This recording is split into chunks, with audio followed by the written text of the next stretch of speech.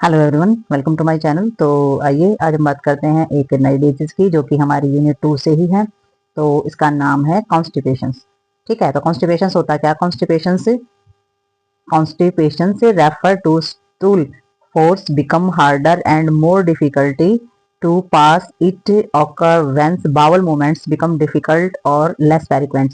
तो इन्होंने बताया है कि जो कॉन्स्टिपेशंस होता है वो किस चीज को रेफर करता है कि इसमें जो स्टूल होता है वो फोर्सेस मतलब कि उसे पास आउट करने के लिए फोर्स लगाना पड़ता है, बहुत ही हार्ड होता है और डिफिकल्टी से पास किया जाता है। तो ऐसी जो ये जो मूवमेंट होती है और जो डिफिकल्टी और फ्रीक्वेंसी जो उसकी होती है वो बहुत ज्यादा दिक्कत उसमें आती है। तो ये हमारा कॉन्स्टिपेशन बोला जाता है, जिसको हम आम भाषा में क्या बोलेंगे? आम भाषा में बोला जाता है इसको कब्ज। ठीक है, तो ये कब्ज की प्रॉब्लम होती है, इसे हम कॉन्स्टिपेशन बोलते हैं, जिसमें जो स्टूल पास आउट होता है बहुत ही हार्डर होता है, फोर्स से इसको पास आउट किया जाता है। तो और जो फ्रीक्वेंसी होती है वो भी बहुत इसकी कम होती है। तो ये जो मूवमेंट्स हमारी होती है, ये बाउल की मूवमेंट्स जो है वो बहुत ही लूज इसमें वैसी होती है। तो ये हमारा बोला जाता है कॉन्स्टिपेशन। तो कॉन्स्टिपेशन के बारे में आइए जानते हैं अब आगे हम कि क्या क्या रहता है कॉन्स्टिपेशन। तो अब हम बात करेंगे कॉज की। तो कॉन्स्टिपेशन जो होती है उसका रीजन क्या रहता है बेसिकली उसके पीछे, कि भाई क्यों हो जाती है कॉन्स्टिपेशन, वो किस चीज को इंडिकेट करती है। तो कॉन्स्टिपेशन जो होती है वो जैसे वाटर इनटेक, आप वाटर अगर कम ले रहे हैं, कम पानी पी रहे हैं तो हमें कब्ज हो सकता है। ठीक है, अगर डाइट में आप फाइबर नहीं ले रहे हैं, ठीक है, अगर आपको किसी तरीके का बड़ी आंत जो होती है बाउल सिंड्रोम आपको है, कोलन में अगर आपकी बड़ी आंत में कैंसर वगैरह है, अगर आपकी एज बहुत ज्यादा बढ़ गई है, ठीक है, ओल्ड एज में भी ये प्रॉब्लम हो सकती है। ठीक है, लैक्सेटिव अगर ड्रग्स आप बहुत ज्यादा मात्रा में यूज कर रहे हैं, ठीक है, प्रेगनेंसी है तो प्रेगनेंसी में भी ये चीजें दिखाई देती हैं, मतलब मिलती है प्रॉब्लम प्रेगनेंसी में लेडीज के अंदर। स्ट्रेस वगैरह ज्यादा ले रहे हो तो उसकी वजह से भी कॉन्स्टिपेशन हो सकता है। और अगर आप रेगुलर डाइट जो है वो रूटीन में कोई दिक्कत आ रही है या फिर ट्रैवल पे हो आप हो तो उस वजह से भी ये सारी की सारी जो कॉन्स्टिपेशन की दिक्कतें आ सकती है। अगर आप डायरी प्रोडक्ट ज्यादा खा रहे हैं, डायरी यानी कि दूध से बनी हुई चीजें आप अगर ज्यादा ले रहे हैं तो उससे भी आपको कॉन्स्टिपेशन की समस्या हो सकती है। दूसरा इन्होंने बताया है तो resisting of the bowels movements. तो बावल मूवमेंट्स अगर कम हो रही हो तो उसका रिजल्ट क्या होता है? पेन भी होता है पेट के अंदर, हेमरोइड वगैरह। ठीक है, तो हेमरोइड्स जो होती हैं जैसे कि बवासीर या इस तरीके की कोई बीमारी हो सकती है, तो समटाइम्स जो है उससे पेन भी होगा और उससे क्या होगा? कॉन्स्टिपेशन की समस्या जो है वो भी रहती है। ठीक है, तो न्यूरोलॉजिकल कंडीशन अगर इसमें देखी जाए तो न्यूरोलॉजिकल कंडीशन हमारी कौन कौन सी हो सकती है? इसमें हो सकती है हमारी प्रिक्सोनिज्म, ठीक है, और मल्टीपल स्क्लेरोसिस। अगर इस तरीके की समस्या, इस तरीके के डिसऑर्डर हैं तो भी कब्ज की समस्या रह सकती है। तो न्यूरोलॉजिकल डिजीज है, जब हम आगे न्यूरो का जब हम पढ़ेंगे तो उसमें हम पढ़ेंगे इनको डिटेल में कि इनका क्या मतलब होता है। ठीक है, तो अभी हम सिर्फ कॉन्स्टिपेशन पे ही कॉन्सेंट्रेट करेंगे। तो इसमें जो ड्रग्स है, ड्रग्स कौन कौन से लिए जाएंगे? नार्कोटिक्स हो जाता है हमारा, एंटी डिपेंडेंट जो हमारे हो जाते हैं, आयरन है, पिल्स है। ठीक है, तो अगर इस तरीके के ड्रग्स हम लेते हैं ना, खाते हैं, तो उनकी वजह से भी कॉन्स्टिपेशन की समस्या जो है ज्यादा बढ़ जाती है। तो ये हमारे रहते हैं कॉज, किसके कॉज? कॉन्स्टिपेशंस के। ठीक है, तो नेक्स्ट हम देखते हैं क्लिनिकल मैनिफेस्टेशंस के अंदर कि क्लिनिकल मैनिफेस्टेशन के अंदर इन्होंने क्या दिया है। तो इन्होंने बताया है कि भाई जब हम किसी चीज को देखेंगे तो एज ए क्लिनिकल, तो उसमें क्या क्या चीजें पहले नोट करेंगे। तो इसमें सबसे पहले हम क्या देखेंगे? फ्रीक्वेंट्स बाउल मूवमेंट्स देखेंगे। ठीक है, डिफिकल्टी देखेंगे बाउल्स मूवमेंट्स की। ठीक है, कि बाउल को मूवमेंट करते टाइम किस किस चीज में प्रॉब्लम आ रही है, तो सबसे पहले हम ये चीजें देखेंगे। दूसरा हम देखेंगे कि जो स्टूल है वो हार्ड है, स्मॉल है, ये चीजें इसमें देखी जाती है क्योंकि इसमें हार्ड भी होता है और स्मॉल भी होता है।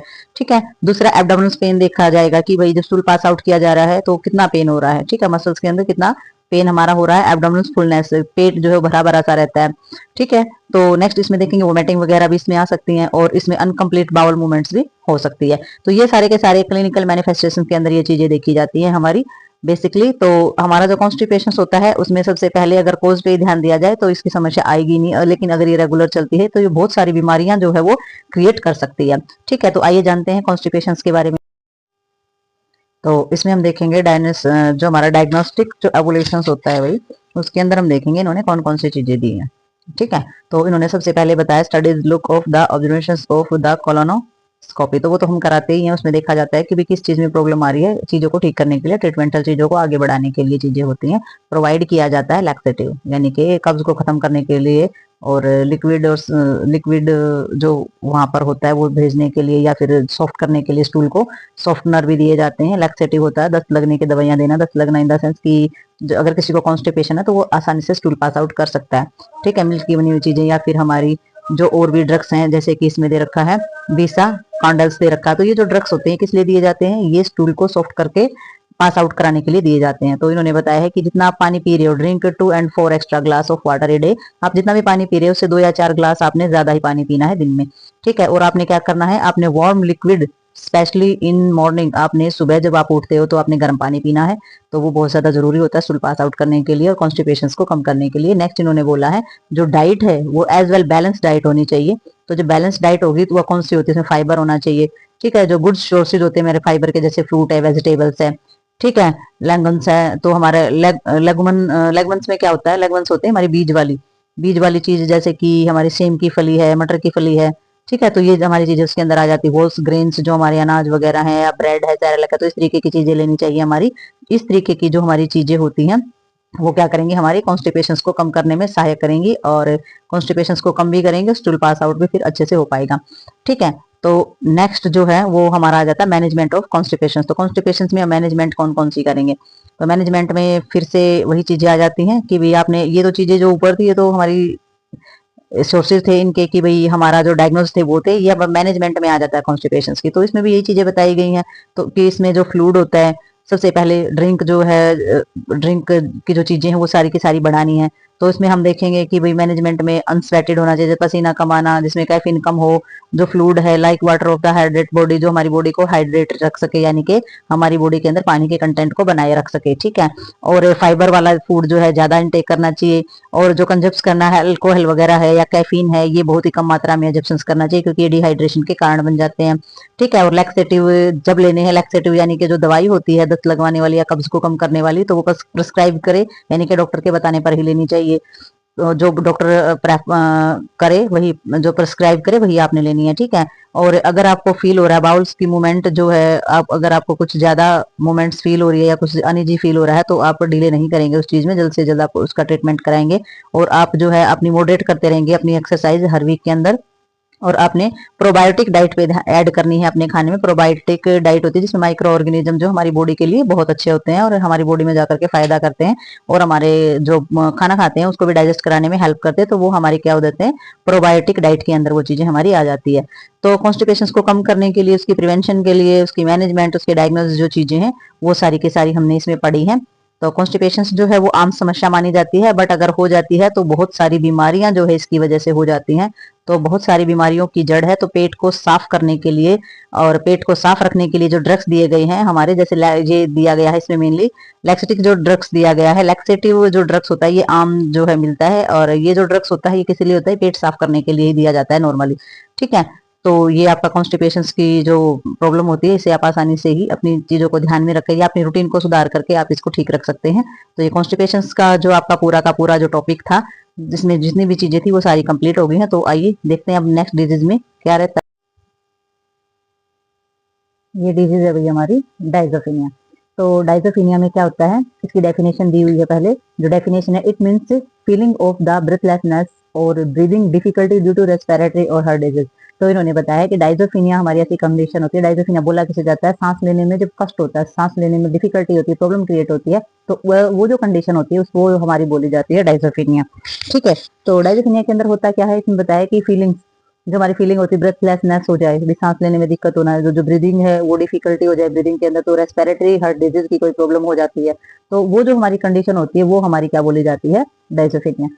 तो इसमें डाइजोफिनिया में क्या हो जाता है, इसके कोज हैं। तो कोज के अंदर कौन कौन सी चीजें, अस्थमे में ये दिक्कत हो सकती है, अस्थमे के कारण ऐसा हो सकता है, अगर निमोनिया हो जाए निमोनिया के कारण ऐसा हो सकता है, कार्डियक्स जो हमारा एस्कीमिया हो जाए, कार्डियक एस्कीमिया का मतलब हमने जो पढ़ा था पीछे, यानी कि जो हमारा एस्कीमिया होता है उसमें लैक ऑफ ब्लड सप्लाई हो जाती है, ठीक है। तो कार्डियक एस्कीमिया जो बोला जाता है, यानी कि जो हार्ट के द्वारा या फिर हार्ट को ब्लड सप्लाई नहीं होती है, तो वो हमारा कार्डियक एस्कीमिया बोला जाता है। और लंग्स डिजीज हो जाए, अगर लंग्स के अंदर जो ब्लड जा रहा है वो ऑक्सीजन ही नहीं लेके आ रहा है, तो वो भी हमारी दिक्कत हो सकती है, यानी कि लैक ऑफ O2। तो डाइजोफिनिया के बारे में आगे जो दिया गया है वो अभी देखेंगे हम, कि डाइजोफिनिया की जो कोज के आगे जो मैनेजमेंट या फिर हमारे जो डायग्नोसिस दिए गए हैं उनके बारे में देखेंगे। तो ये भाई हमारी कुछ आ जाती हैं जो और भी कोज हैं हमारे इसको लेकर के, डाइजोफिनिया को लेकर के। तो CHF में आ जाता है कंजक्टिव हार्ट फेलियर, जो हमारी प्रॉब्लम होती है वो आ जाती है, ठीक है। और साइकोजेनिक कोजेज भी हमारे आ जाते हैं, साइकोलॉजिकल रीजन भी हमारे रहते हैं इसमें, ठीक है। एक आ जाता है हमारा COPD, तो ये भी हमारे रेस्पिरेटरी ट्रैक्ट जो होता है उसी की हमारी डिजीज पाई जाती है, ठीक है। तो इसमें जो हमारा क्लिनिकल मैनिफेस्टेशन है, क्लिनिकल मैनिफेस्टेशन में इन्होंने दिया है हाइपोटेंशन। हाइपोटेंशन यानी कि ब्लड प्रेशर की जो है कम, ब्लड प्रेशर जो हमारा होता है वो लो हो जाएगा इसमें। ठीक है, हाइपोक्सिमिया में क्या हो जाएगा, इसमें हमारी ऑक्सीजन की कमी हो जाएगी, इसमें हमारी जो ट्रैकिया जो नली होती है सांस की वो हमारा डायवर्शन हो जाएगा। ठीक है, सेटेडोर्स में हमारी जो साउंड होती है वो अलग तरीके की यानी कि म्यूजिकल साउंड हो जाती है, जब सांस लेते हैं तो म्यूजिकल हो जाती है उसमें। साइनोसिस क्या हो जाते हैं, नोज के अंदर जो साइनस पाए जाते हैं वो जो हमारी हवा को फिल्टर करते हैं उनमें कोई दिक्कत आ सकती है। ठीक है, और ब्रेथ साउंड जो है वो अब्सेंट हो सकती है। तो क्लिनिकल मैनिफेस्टेशन में हम ये सारी की सारी चीजें देखेंगे इसमें। तो नेक्स्ट इसमें मैनेजमेंट के अंदर आ जाता है। तो मैनेजमेंट में हम क्या देखेंगे, इसमें हमारा मैनेजमेंट में करेंगे, ट्रीटमेंट करेंगे सबसे पहले जो शॉर्टनेस आ रही है बर्थ में, यानी कि जो सांस लिया जा रहा है उसके कारण देखेंगे कि भी किस वजह से जो है ब्रीदिंग में प्रॉब्लम हो रही है, शॉर्ट क्यों हो रही है हमारी, तो वो ट्रीटमेंट उसका सबसे पहले होगा। ठीक है, एडमिनिस्ट्रेशन किया जाएगा O2, अगर ऑक्सीजन की कमी है तो सबसे पहले ऑक्सीजन दी जाएगी। ठीक है, और नेक्स्ट हमारा प्रोवाइड किया जाएगा फॉलोवर पोजीशन, जो फावलर पोजीशन होती है पेशेंट को वो दी जाएगी, क्योंकि वो सांस लेने के लिए बहुत ही ज्यादा इफेक्टिव होती है और अच्छी तरीके से उसमें कंफर्टेबल पेशेंट जो है वो रहता है। ठीक है, और ओपिडोज जो हमारे ड्रग्स दिए जाते हैं, जो ओपिडोज जो हमारे ड्रग्स होते हैं वो किस काम में आते हैं, वो हमारी ब्रीदिंग की जो शॉर्टनेस होते हैं उसके लिए बहुत ही ज्यादा यूजफुल वो होते हैं। तो ये हमारे ड्रग्स जो होते हैं ये भी हमारे ट्रीटमेंटल चीजें हैं, और जो हमारी मैनेजमेंट में जो शामिल की जाती है वो हमारे ड्रग्स से और इन ट्रीटमेंटल चीजों से संबंधित ये चीजें होती हैं। तो डायग्राम में आप देख सकते हैं, जैसे निमोनिया है तो निमोनिया में आप देख सकते हो जब ज्यादा निमोनिया हो जाता है तो लंग्स में पानी भी भर जाता है। ठीक है, और एम्बुलेंस देख सकते हो पल्मोनरी के अंदर। ठीक है, और ये हमारे पॉसिबल फोजेंस बॉडी जो है हमारी ट्रैकिया के अंदर फोजेंस बॉडी, यानी कि बाहर से आकर के या फिर हम खाना खाते तो कई बार खाने की नली में खाना भी चला जाता है तो ये फोजेंस बॉडी आ जाता है इसके अंदर। ये पल्मोनरी ब्रोंकाइज जो है कैसे डैमेज हो रखी है यहाँ पे आप देख सकते हैं। तो ये भी बहुत सारी जो चीजें हैं वो हमारी रहती हैं इसमें। पंप फेलियर जो हमारा हार्ट है वो पंप फेलियर जो चीजें उसकी होती है वो हो सकती है, पंप जो है अच्छे से काम ना करे, ब्लड को पंप ना कर पाए हमारा हार्ट। तो ये बहुत सारी चीजें जो है ये हमारी रहती हैं जो हमारी डायजेफिनिया का कारण बनती है, सांस लेने में दिक्कत। तो फिर अगर ब्लड ही ढंग से काम नहीं करेगा तो हमारी बॉडी के अंदर ऑक्सीजन जाएगी कैसे। ठीक है, तो बॉडी के अंदर ऑक्सीजन को ले जाने के लिए ब्लड की सप्लाई होना, ब्लड का अच्छे से जाना बहुत ज्यादा जरूरी होता है। अगर ब्लड में किसी तरीके की डिफिकल्टी आ जाती है, नॉर्मेलिटी आ जाती है, ब्लड में किसी चीज की रुकावट आ जाती है तो हमारी ऑक्सीजन जाने में भी असमर्थ हो जाती है। तो इसलिए ऑक्सीजन को पहुंचाने के लिए ब्लड का पहुंचना बहुत ज्यादा जरूरी होता है। तो ये रहते हैं इसके मैनेजमेंट और क्लिनिकल मैनिफेस्टेशन। तो ये आपकी जो डिजीज है आपकी डायजोफेनिया ये कंप्लीट हो गई है। तो अब हम मिलते हैं किसी नई डिजीज में, नए टॉपिक में। टॉपिक तो अभी इसी के रहेंगे क्योंकि सेकंड यूनिट जो है उसमें बहुत सारे हैं। अभी डिजीज एक एक एक एक करके दो दो जो हमारी जो दो दो डिजीज है दो दो डिजीज का हम एक वीडियो बनाएंगे। तो तब ऐसे ऐसे आती रहेंगे आपके पास, तो नोट्स बनाते रहिए और पढ़ते रहिए। तब तक के लिए बाय बाय।